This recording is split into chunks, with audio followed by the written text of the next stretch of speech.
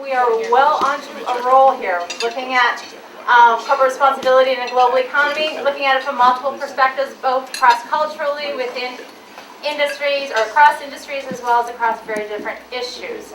But one of the questions that always comes up with corporate responsibility, however it's named, however it's defined, whatever it's called, wherever you are, is, okay, how do you A, measure it, but B, does it matter? And does it matter, because we're looking at corporate responsibility, does it matter to a corporation and the corporation's bottom line or financial statements?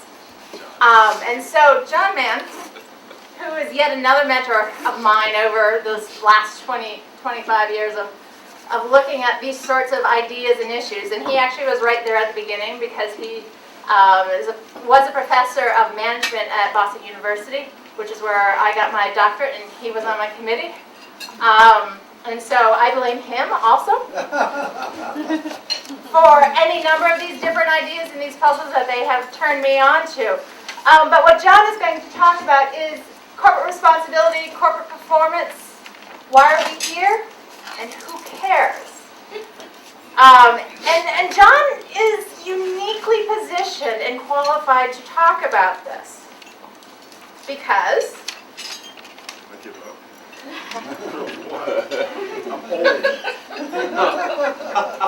you're not the only one that's all. We're all, especially after the good conversation, the thought provocation over the last couple of days. But he's uniquely qualified because he's worked in the military, which would be government. He's worked in business. He's consulted with businesses, but he's also spent significant amounts of time in multilateral, specifically universities, where he was first professor of management at Boston University. He is currently the professor of management and John M. Murphy Chair of International Business Policy and Strategy at the Maine Business School, University of Maine. He is also the dean of the college. No, I'm not. Not anymore. Oh, that's right, as of the 1st of September. As of the 1st of July. As of the 1st of July. Well, your bio will get updated then. As of the 1st of July, he is no longer the dean of the College of Business, Public Policy, and Health.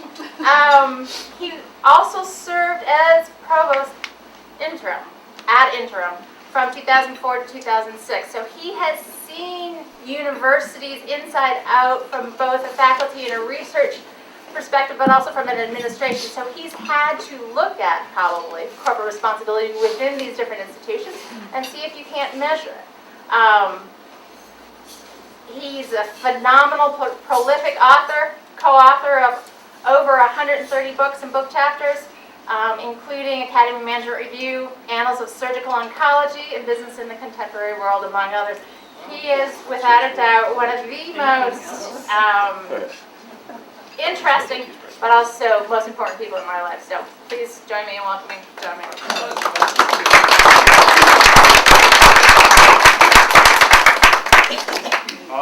I should probably list, I actually have a connection to GWU, which Jen didn't know about. In 1970, when I was in the military, I entered the MBA program at GWU here and actually took 2 courses. Was that before they flunked you out? No, that was because they had standards. Before they were just looking for money. It was the revenue seeking, and so I was good as anything else. The other thing is, I'd like to absolve Jen from any responsibility for what I'm about to say. I thought about why did she have me speak at lunch, and I came up with 2 reasonable alternatives. One, that it will make you so sick you won't want to eat, and that will save her money. Or the other alternative is that your mouths will be so full or you'll be lethargic and I will escape alive. Now, Vanessa today talked about experts being overconfident. So I would like you to know, for the record, and we'll have this on video, I'm stupid. Okay? And my colleagues would take great joy in agreeing with that statement. So I'm lowering right from the outset the expectations. I start with the premise that I really do believe that organizations want to be responsible. We can argue about that, but I certainly do. I also would like to note that as an external observer of an organization, and you notice I'm using organization several times and not corporate, you'll see why in a few minutes, I cannot make defensible, definitive arguments or statements as to why a particular organization has chosen to exercise social responsibility. And I would dare say, neither can you. We can observe, but I don't think anyone in this room, unless you've talked with a set of executives, but if we're an external observer and we notice a corporation doing something good, and I'll leave that vague for a minute, I don't know that I could tell you why they did it. I could tell you what they did, but not the why. Also, if I were an executive, I remember the movie Network. And if you remember the famous scene where he throws open the window and said, "I'm mad as hell and I'm not going to take this anymore," I would suggest that is a great thing for executives to think about. Now, see how this, see if I can get to work. There we go. This is not an advertisement for my research, although you may think that. By the way, if you look at this very closely, what it suggests to you is I'm really good on riding the backs of others, because you'll notice I'm a junior author, so that's my real skill. But the reason behind this is last year, two things happened rare, I think, in people's lives. I had two pieces of research that won awards. The first one with Jen won an award from Business and Society, and I'm not going to go through all this, you don't have to worry about it, for the most cited research in the journal's history, is that right? In the journal's history. And the other one, I'm sorry, this worked on the other one. You switched computers, it actually was better spacing. And this one won an award at the IAPS one, and I'll come back to this one in a minute. But it's these sort of things that got me thinking about the issue of social responsibility and things of that ilk. Now, I have a little challenge for you. I hate being tied to a microphone. This is not me. I hate this. If you look at the scholars in this room who are older, okay, I'm leaving out the young folks for a moment. Look at the older folks. So, you know, if you look at Wokach and we'll name them if you'd like, and Windsor, and I'll put Griffin, I'm making her old now, and Dirk is not exactly a youngster either, and Len is older than Dirk, for God's sake, and myself, okay, if you take a look at that, I would suggest to you, by the way, my article count is now up to 150, and you didn't mention books or cases.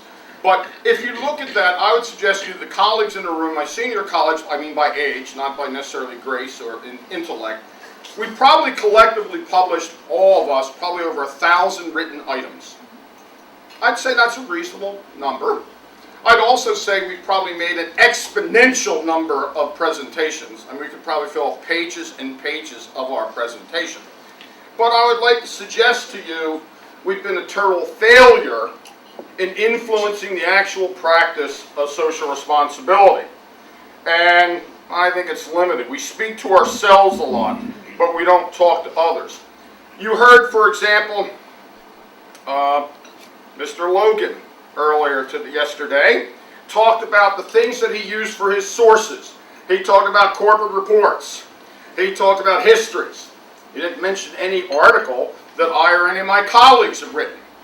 Over the last 6 or 7 years, when I have been doing consulting and things like that, often when you go out at night chit-chatting over lunch or what have you, I've been doing it's unscientific. I don't have charts and statistical analysis to give to you.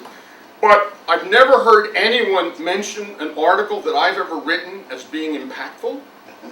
And I hate to break the news to you, I've rarely heard them mention any academic in the social responsibility area as having an impact on the actual practice of management.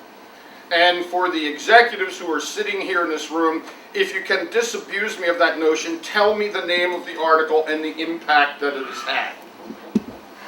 Think about that for a moment.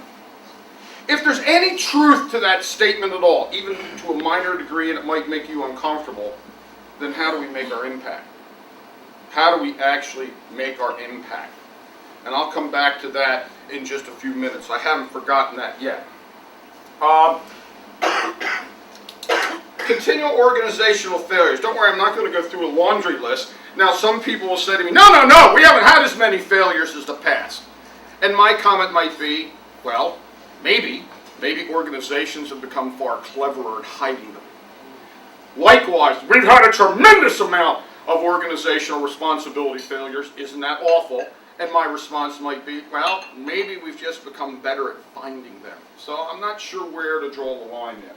Second one is, I've dealt with a lot of, and notice I have organizational, that's what the O stand for, organizational social responsibility type folks who I would relate to being fundamental Islamic warriors. And what I mean by that is I'm talking about the people who want to kill us. They have the answer, they have the Holy Grail, they will give it to you, and they're willing to destroy you in the process of giving it to you. And I think that gives a bad name to some of us who are, shall we say, more moderate in our approach. The other thing is the lack of balance in our things. Got a question for you. If we ignore the banking crisis for just one moment, forget all that for a minute, what was the worst individual, organizational, financial fraud perpetrated in the last 10 years? No, it was not. Fannie Mae. Fannie Mae, Freddie Mac, Frederick Raines. To my academic colleagues, how many of you use that as an example of irresponsibility when you talk about it? I could add to that list Greenpeace and the way they manipulated the media at Brent Spar and lied about the amount of oil. Some of you may remember who are old enough, Earth First. Remember Earth First used to spike trees, and foresters were maimed, injured, and I believe some were killed, but I can't remember that. And you might remember PETA that killed the research of people 10, 15 years, genetic research, and just killed it all. How come we don't address their level of social responsibility? Why do they get a pass? Is it because I'm a public interest group or an NGO, and so somehow I'm endowed by God with being on the side of truth and justice? I have a problem with that. Okay? Now let me come back here. See this third article here? I want to tell you a little story about that one. 1995, when I was really heavy in the research, and right by my co-author there is a Jesuit priest. We actually had research assistants. Remember those? We had research assistants. And we unleashed them. Yeah, we didn't do this.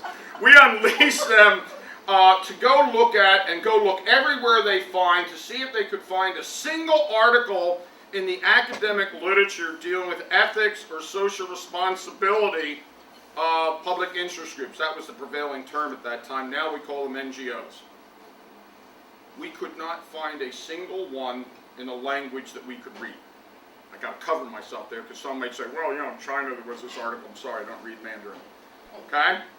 Now let me just tell you the sordid history of this article. We sent it to two journals, not simultaneously. We have some ethics. Both of which everyone most of the academics in this room would know. The one journal we sent it to, and I went and dusted off my letter back from them, was an outright editorial rejection of the article. Sent all the copies back and said, quote, interest group ethics are of absolutely no interest to our readership. This was an ethics journal, by the way. So we sent it to another ethics journal. At least there it got reviewed. The 3 reviews totaled 18 sentences. And essentially is, our focus is on business. We do not care about the ethical behavior of others. That was interesting. And a handwritten comment on the side. I don't know who wrote it, but a handwritten comment on the side, quote, this is way too controversial for us to publish. That's interesting. That's rather interesting. Lack clarity and ambiguity on a bajillion issues. And I'd like to ask, something I've been playing around with, failure to recognize that organizations engage in 2 marketplaces. If we're talking about businesses, we engage in a marketplace of goods and services. And we train our MBAs, and they're really good at that. They can do a spreadsheet, they can do a marketing plan, maybe Vanessa. They can do things like that pretty quickly. But there's another marketplace. The other marketplace I've been playing around for a long time is the marketplace of ideas. And that's a continual one. And by the way, you don't measure that by profit and loss, and you don't have an end. Like you disregard the product, you stop producing it, and it's a marketplace where we're vying for people to support us or not. Okay, so you might want to keep some of those things in mind. So where are we going? Well, I'm really going back to the roots here. Maybe for everyone else in this room but me, it's abundantly clear why an organization should be socially responsible. It's not to me. And remember, I started out by saying I was stupid, so I have an excuse. What is social responsibility, and what are we trying to measure and deal with and do with? Some thoughts. Why social responsibility? And I know I'm revisiting fundamental things, but I think it's important, and I'll try and make that clear in just a minute. Well, it's the do the right thing argument. We could argue there's a moral and ethical imperative. We're socially responsible because it's just the right thing to do. Or we're socially responsible maybe because we actually get rewards for doing so. The rewards may be financial performance, although Jen and I raised some skepticism about that a while ago. Or it may be to preserve our image, preserve markets, differentiate ourselves from competitors, or it may be that, some combination thereof. It might be we do it to meet societal expectations, whatever the hell that may be at a given moment. I have problems with that. Which society, when, what expectations, and whom do we listen to? You'll hear more about that in a few minutes. Or we have exhortations to do so. Please do this. That's the easiest one. The federal government comes in with a troop of lawyers and says you will do this. Also, we might get rewarded by the government for doing things. And there might be other things that I just don't know about. Vanessa finished up her conversation. I really am paying attention. Some of you might think I was asleep out there, but I wasn't. Vanessa ended up a conversation where we were talking about, can you benefit from these things? And I mean, this is really an interesting question. And it's been abandoned. We haven't revisited, although I think there's a simmering distrust and hatred of it. Can an organization be socially responsible and prosper in some manner? So if you remember, Vanessa was talking about, I believe you said the bank that gave to the Boy Scouts, wah! I think I got the wah right, but maybe not anything else. I also don't have the great hair, by the way, but I wish I did. And how does that fit with the core mission? Well, I might give you a response to that and say that strategic philanthropy has a taint about it. It kind of smells a little bit. You mean you're giving money that will further the interest of the corporation? Ew. We really want you to do that? So I might argue that's a response. A few years ago, I was in China. Everybody goes to China. It's almost like, who hasn't been to China? And I had the opportunity, it was with the Jeff Allen thing, so if Farshani's here, I know she's here. Is she hiding? Okay, I missed you, and Jen. And the head of Walmart China was talking. And he was telling us about an incident that occurred, and I forget which Chinese city, but since there are more than 50 of them with over 1 million inhabitants, it doesn't matter which one, they're all big. And they had a outbreak of, at that time, it was avian flu, the bird flu, and the person died from it. And so the manager of Walmart China, not the manager, the senior honcho, was on the phone to corporate headquarters. Well, what do we do about this? Do we kind of, sorry, inventory problem, close the store, things like that. And Walmart US said, no, there are too many people that work in the store. You're never going to be able to keep that under the lid. You need to announce it. You need to close down the store, and you need to bleach and scrub everything that this individual was at. When he got off the phone, he walked out of his office door, and there sitting in the office was the Chinese economic minister. Not the local one, the big one, and by the head of the People's Republic's Congress. So, it wasn't like me visiting, who's the fat guy outside. Whoa! And what they told him they wanted him to do was to literally close down the store, say that there were computer glitches, which were fairly common in China at that time, and open up a few days later, and not do it. He refused to do it, and what he used as a crutch, and I don't mean that in a negative sense, he refused to do it, and he said, my corporate won't let me do that. And they actually called Walmart back in Bentonville, Arkansas. That might have been an interesting conversation. How are you? And they said no, and he didn't do it. Now let me give you the punchline. So they announced why they were closing. At least, this was a few years prior to it. Up until the time when he was still there, that was their highest volume store in all of China. And when they asked customers why, the response came back, because you're honest and we could trust you. It didn't say cheap prices, products, it's honest and we will trust you. Now, was that socially responsible behavior?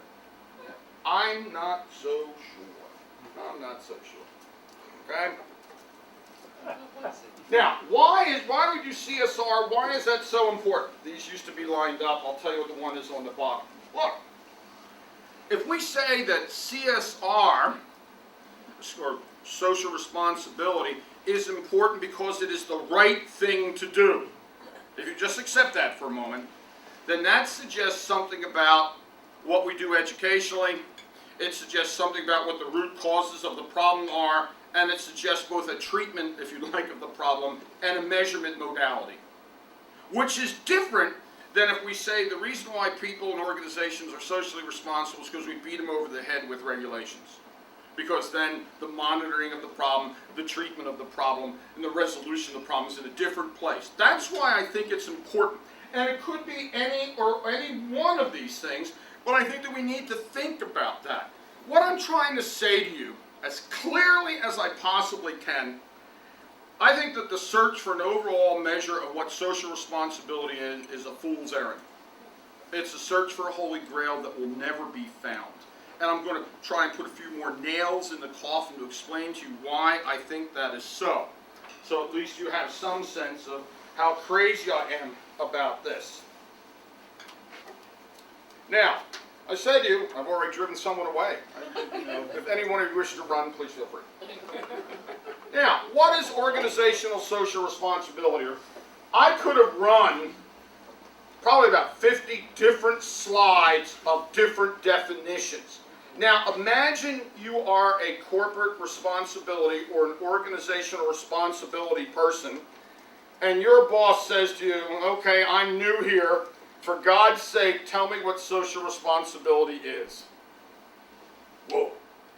Well, if we look at the World Business Council. Now, I like this. Corporate social responsibility is the continuing commitment to behave ethically. I'm not going to read that. You can all read that yourself. The thing I outlined there is commitment. Does commitment necessarily imply action? I'm committed to justice. What are you doing about it? Staying out of jail. What does that mean? But I'm committed to justice. I can certainly argue that. Business for social responsibility, operating a business in a manner, blah, blah, blah, expectations. I'm going to come back to that again and say, whose expectations am I going to try to meet? Okay? European Commission. For my European colleagues, boy, their feet are dancing faster than their lips are moving when they came up with this one. And it is a tribute to vagueness. I salute them. What is European Commission? It's a concept whereby companies decide voluntarily to contribute to a better society. A concept where they integrate this stuff on a voluntary basis. And again, Vanessa, we were talking about where does the voluntary end and the compulsory begin, or if you like, where does the mandatory end and the voluntary begin? And please understand, if I'm trying to assess corporate or organizational social performance, what metric am I going to use? Am I going to use a commitment metric? Am I going to use a voluntary metric? Am I going to use an expectational metric? Or, if I pick up Donald Wood, am I going to use observable outcomes? Maybe I'm going to use all four of them if you'd like, which is perfectly fine by me. It's perfectly fine by me. By the way, some of these definitions seem to suggest, notice I talk softly, so it must be important, at least in my mind, seem to suggest that is there a floor of social responsible behavior? That is there an acceptable floor that organization can stand on that we would say they are socially responsible? I'm ahead of myself. Okay. What is OSR? Is it like pornography?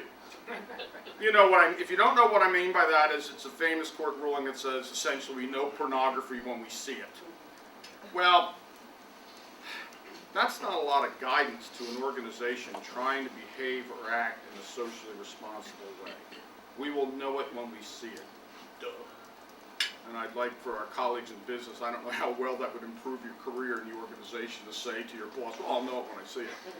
And I'll know your butt walking out the door when I see it, too. Is it universal? And we've talked about that, by the way. Both David Logan and Steve Bremer both gave us examples of the impact of culture and nation. You know, David talked about, sorry to be so crass, but absolutely, and I've been in the Middle East as well, if you are a woman, you're absolutely disadvantaged in the corporate world, and if you think differently, you're nuts. By the way, race is an interesting question for non-Middle Eastern corporations. If your best negotiator happens to be female, do you send them to the Middle East to negotiate for you or not? It's an interesting little question. Does it relate to organizational size? Does it relate, as one of our speakers talked about, language and symbols and symbolism? By the way, is it to be looked at across industries? So should I compare one industry to another, compare industries to sets of NGOs, compare sets of NGOs to nonprofits, compare sets of nonprofits to organs of governmental agencies? Should I do that or not? And by the way, is there a time frame in which we should be looking at social responsibility? Now look, before you all hammer me, this is not the all-inclusive list of things that people have argued are social responsibility. I mean, there's corporate governance is missing there, and a whole bunch of other things, treatment of minorities, product safety. You want me to get done at some point in time, I assume. Interesting thing about that, by the way, is that many of those areas are represented by NGOs. All who have a set of standards, and all who hold the corporation or organization accountable, and who are more than willing to publish their results. So, I really have a great sympathy for corporate responsibility people, and for others working in that area, because I can always hammer you with some group that says, in the street vernacular, you suck, man. And I can always show ones that make you look good. Can always do that. So the choice is, how do you play around with that? How about the absolute or relative standard? Let me tell you what I mean by that. I'll give you an example in grading, which I tell students and always frightens them. I say, would you rather I use an absolute or relative grading standard? And with undergraduates, it's like, what's that mean? And my answer is, I use an absolute standard, then here are the criteria by which you need to get an A, and if no one meets that criteria, no one gets an A. And you watch the faces blanch before your very eyes. The relative standard is that within this class, we look at performance within this class, and those that do the best within this class get the better grades. I'm not arguing for one or the other. If you think this is a passionate plea for that, it is not. It is just merely saying, when we think about social responsibility, are we talking about an absolute standard that cuts across every area, or are we talking about relative standards? So, for example, if we look at an industry, is British Petroleum better or worse than Shell? Just think about that. No, there's some, may not be. It's all right. I'm not offended by that. By the way, Louise noted that we're playing different games with different rules, and I would suggest to you the NGOs are playing different games with different rules. I'm not attacking NGOs. I think it's just a fact of the matter. Is social responsibility achievable without more than just a commitment? Is there an action component of social responsibility, or is saying I care enough? By the way, does the action component of social responsibility go beyond the boundary of the organization? If I treat my people really well, not just salary, but in other ways, if I provide a safe working place, if I provide fair and equitable employment practices, am I socially responsible? And is law regulations that floor? And you heard when I asked Ed Freeman yesterday, where are the boundaries or limits of social responsibility? At what point in time are we willing to say enough is enough? You are socially responsible. Thank you very much. Move on to something else. By the way, if you're looking for me to give you the gold standard, you're wrong. You won't get it from me. I'm sorry. We do have other public measures, though. You've heard some of them measured. And in fact, Jen and I have used some of them in our research. Let's look at the KLD data. Let's look at the Fortune Most Admired Corporations. There used to be, and I'll go to one of my colleagues here, corporate responsibility weren't they the ones who published the best places for women to work and minorities to work? Someone used to do. If I've given them the credit inadvertently, the hell with them. If I fail to give the right credit, I apologize. Okay? Which standard do we use? Now, what's it mean in practice? Now, you're probably thinking, for God's sake, isn't this guy an academic? What the hell's going on here? All my life, I've tried to bridge, successfully, unsuccessfully, the gap between what we do in the classroom and what we write about and what managers really do and try and solve their problems. I want you to know, as passionately as I can, I really do feel that in this area we're irrelevant to the practice of management. And the way we get relevant, if they're not reading what we are writing, then the way we get relevant is in the education we provide, in the executive education we provide, in the consulting that we provide, and in other presentation forums like this. That's where we might have an impact. I'm not sure, but I'm willing to get there.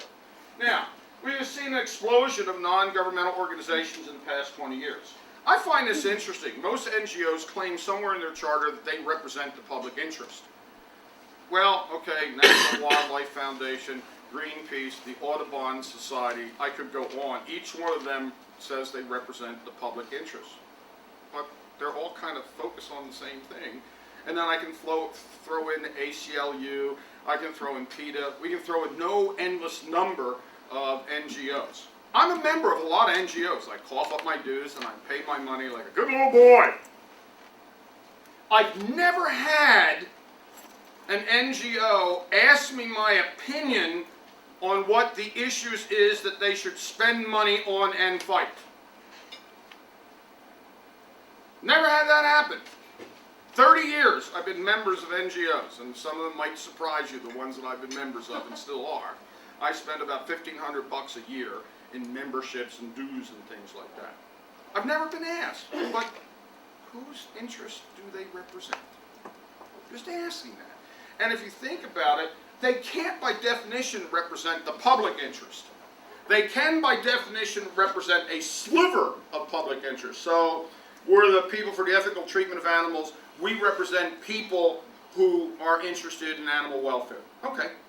And how do you get that representation? Or to put it another way, NGOs often beat up an organization for transparency, openness, and accountability. Just a little thought as you walk out the door. To whom are NGOs accountable? Where is the transparency in what is going on there? You might want a little thought for you. And I kind of left that there. So, now, do we give up the quest for an overarching concept of social responsibility? Yeah. That should be pretty clear. Yeah. And do we lose anything by this? I don't think so. And the reason why, here's the trap. If you agreed or think there is some fundamental truth in the fact that social responsibility include all those aspects that I mentioned earlier, employees, stockholders, suppliers, blah, blah, blah, blah, blah, go down your own list, then as academics, what guidance, models, rubrics, decision-making things do we give to managers to deal with A, balancing the competing and contradictory demands? Unless you think that organizations, and even the government, as I think we're finding out in the U.S., are without limit, they are. So how do we help a manager in corporate responsibility? I'm picking a manager, although we could go to a nonprofit. How do we help him or her figure out a way to deal with a minority group, an environmental group, a community group, and I can go down the list? How do we help them to deal with that? And I would suggest to you we don't. We don't. What's the reasonable time frame? Do we expect an organization to be socially responsible? Again, yesterday I asked the question about redemption. Okay, BP's not on everybody's list to invest stock in and to invite BP speakers to come to talk to their classes right now, or to engage closely with them. Well, if we look over a 10-year period, would that be true? If we look over a 20-year period, I don't know what the right period is, but is there such a thing as redemption? And that raises the issue of what is the time frame to look at social responsibility. And again, I'm still troubled by this one. And I have lots of questions and very few answers, so I'm useless to you in that sense. Are there minimal acceptable standards of social responsibility? And the question on the bottom is, do organizations have degrees of freedom in decision-making, resource allocation? And I have a little example for you.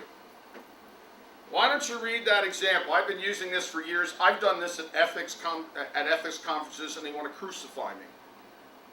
When you're done, what the question is the firm socially responsible?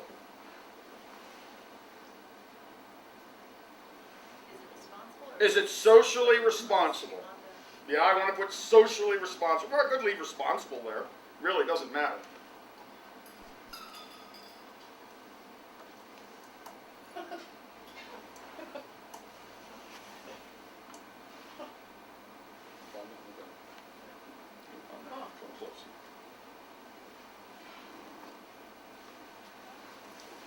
Let me help you out. Well, I'm not going to help you out. I'm just going to make it more troubling. If you ask the community leaders, have they been socially responsible? Hell no!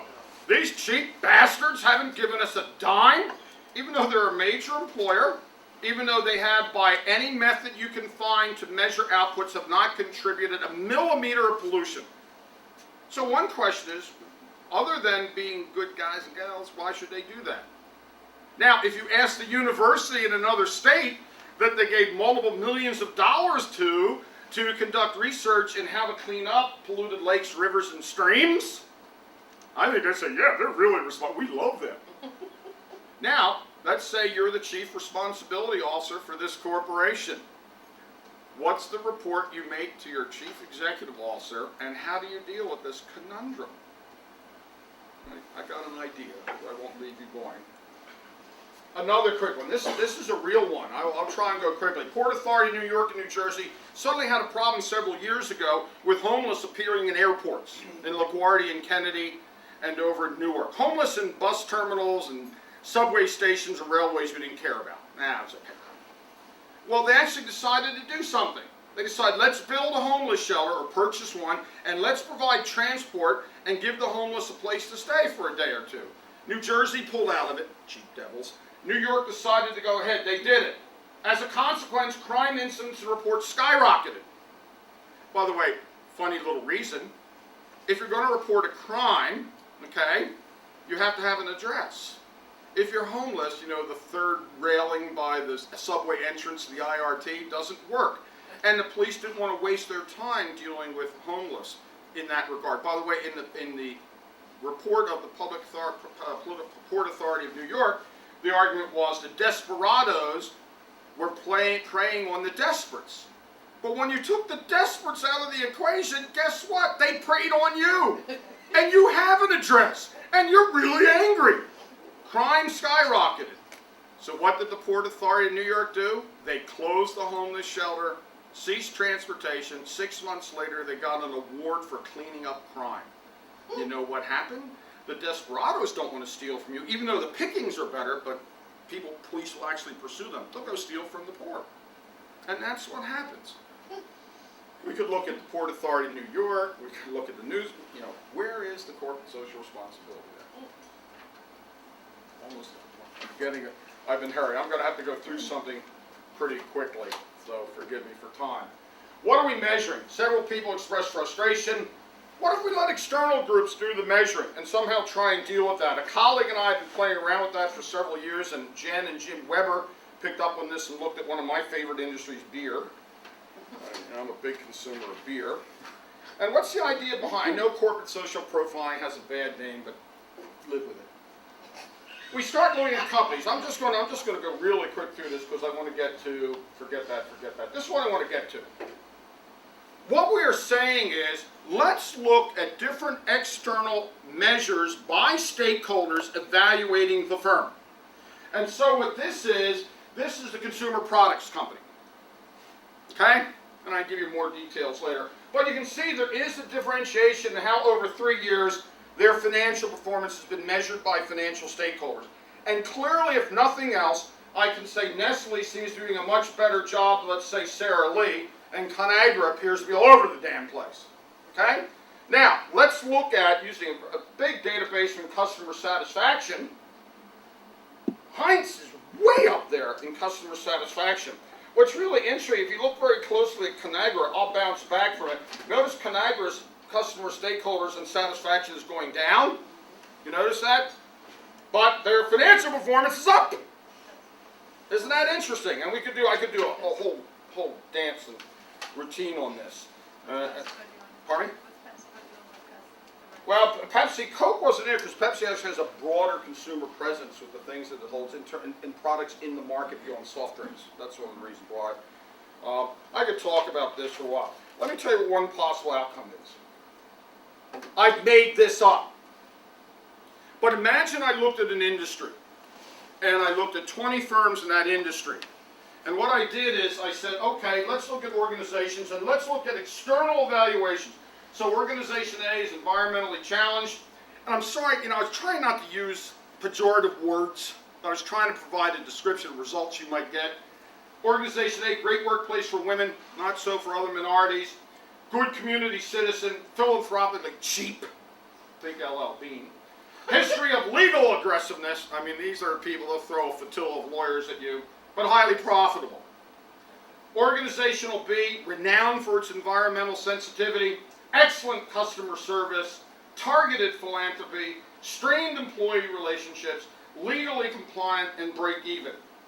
Now this is over a period of time. Now imagine I could put up here 10 other firms in that industry, and they all had different profiles. Okay? Who's socially responsible? I don't know. It depends on who I am, but I can at least provide a profile. And what I can do is I can say if 5 years from now, Organization A is suddenly environmentally renowned, and maybe they're no longer a good community citizen, I might say, it looks like they made a choice to step away from community activities for a while at the expense of the environment. I mean, do better on the environment. Now notice once again, I can't tell you why. I'm not interested in telling you why. Last slide is coming up right now. But I'll give you one other comment. I was walking back with colleagues last night from dinner. I was suddenly granted, unasked, a sabbatical this semester. You know how I didn't ask for it, I was just granted it. But this summer was my birthday, and my wife gave me a huge coffee cup. I prefer 20 ounces or above. These are, you notice I always bring more than one. My wife says I'm dead, but it's the caffeine that keeps me alive. She gave me a coffee cup, and I'd like to leave this concluding thought with you. On the coffee cup in big letters, it says, "What would you do if you knew you could not pay?" Thank you.